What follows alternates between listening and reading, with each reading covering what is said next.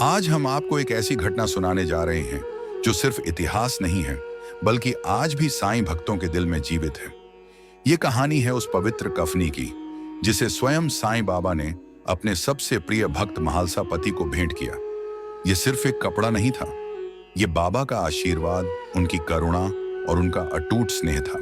महालसा पति जी शिरडी के सबसे पहले और निष्ठावान भक्तों में गिने जाते हैं।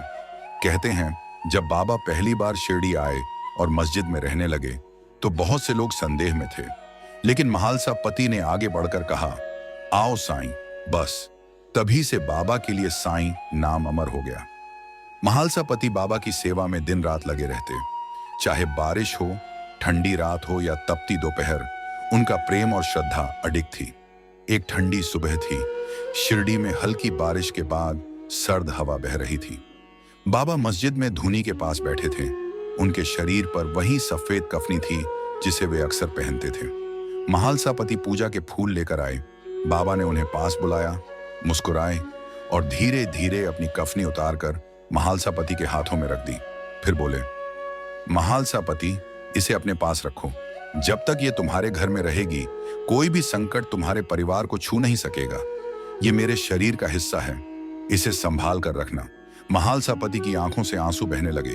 उन्होंने कफनी को सिर से लगाया, प्रणाम किया और इसे एक पवित्र अमानत की तरह अपने घर ले गए।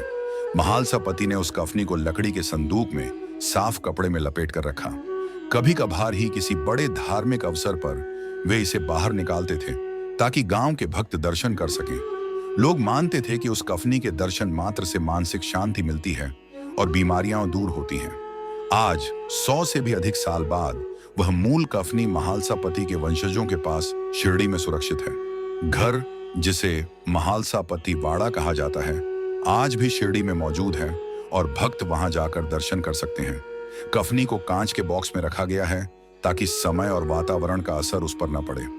गुरु पूर्णिमा, राम नवमी और बाबा की पुण्यतिथि जैसे अवसरों पर परिवार इसे बाहर निकालकर भक्तों को दर्शन कराता है। दोस्तों, बाबा की कफनी सिर्फ कपड़ा नहीं, उनके शरीर और आत्मा का आशीर्वाद है।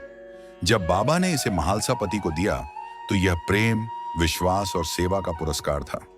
यह हमें याद दिलाती है कि सच्ची भक्ति में कोई लालच नहीं होता, सिर्फ समर्पण और प्रेम होता है। अगर आप कभी शिरडी जाएं तो महालसा पति वाड़ा में जरूर जाएं। हो सकता है बाबा का आशीर्वाद आपको भी उसी तरह छू ले जैसे उसने महालसा पति के जीवन को छुआ था। बाबा सबका भला करें।